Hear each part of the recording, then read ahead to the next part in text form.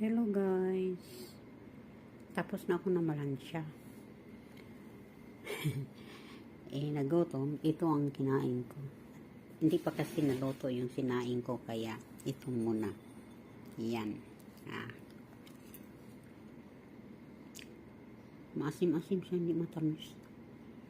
Blackberry ito. Itong matamis. Yan.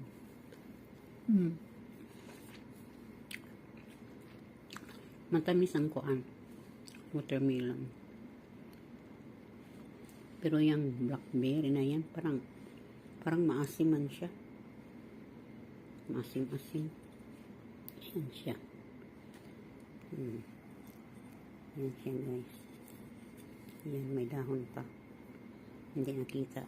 Dilisi paghugas. Yan siya guys.